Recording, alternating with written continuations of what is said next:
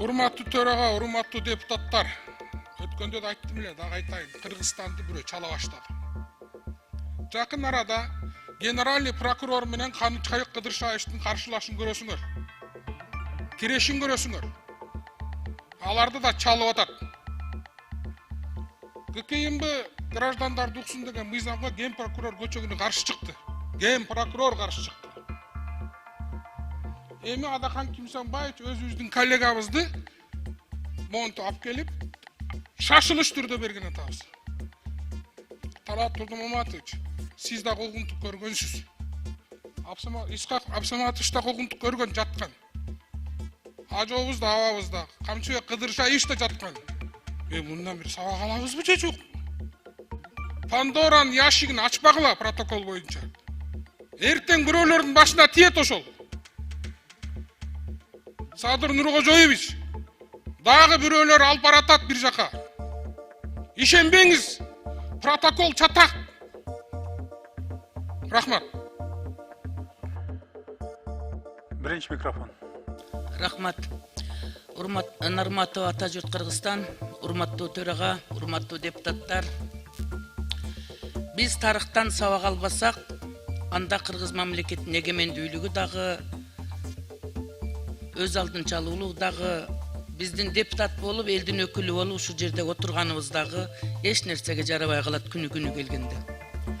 Биз акыркы 10 жылдан ашык убакыттан бери Кыргыздын тың чыкма жигиттеринин бардыгыны, бычакка сап жигиттердин бардыгыны, мамлекеттин башкарып жүгүнү көтөрүп, жоопкерчиликти ала турган тың чыкманын бардыгын жараксыз кылып, баарын соттолгон деп мойнуна асып жазууду койгонду токтотпой койдук да. Ошондуктан бүгүнкү киргизилип аткан сунуш дагы бул жакшылыктын жышаны эмес. Анткени жогорку кеңештин депутаттарынын мыйзам ченемдүү конституциялык укугу бар. Күн тартибине киргизилген маселени мен урматтуу төрага сунуш кылат элем. Шашыттын эч кандай кажети жок.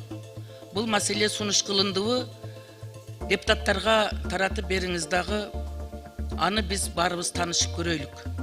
2 минутада мониторинг илип койдук, карагыла деген сөз дагы бул адилеттүүлүккө жатпайт.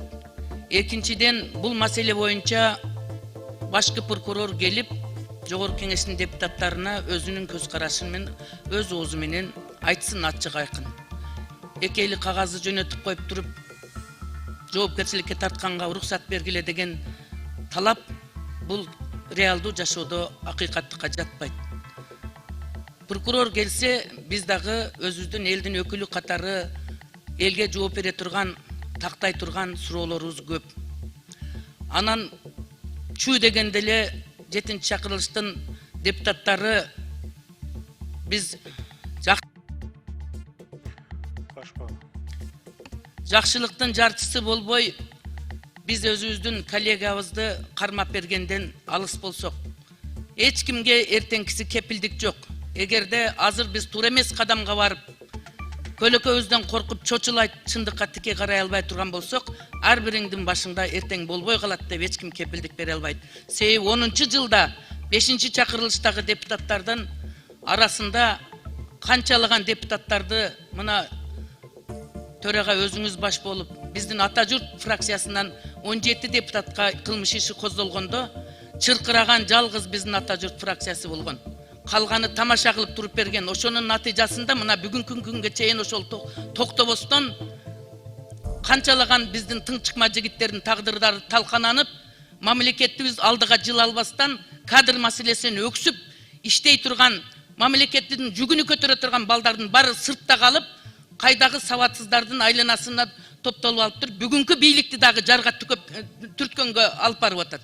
Ошондуктан биз бийликтин саясатын колдогону келдикпи, бийлик башында турган чыгаандарыбызды мыйзам чегинде адилеттүүлүк менен колдоп, туура эмес кадамдарга баргандан сактап калганга мен бардык депутаттарды чакырам, чындыкка адилеттүүлүккө тике карагыла. Эртең тарыхтын алдында, балдарыбыздын алдында, мамлекеттин алдында 7-чи чакырылыштын депутаттары ушундай туура эмес кадамга барган деген көөдөн алыс болуш үчүн чындыкты карап, майдалап, тактап, аныктап, анан кийин теге Адахан Кимсанбаевичтин тагдырына тамаша кылбастан taqdirini talqalağına jol açmasdan adalettүүлүк менен мамиле кылууга чакырам. Рахмат барыңыздар.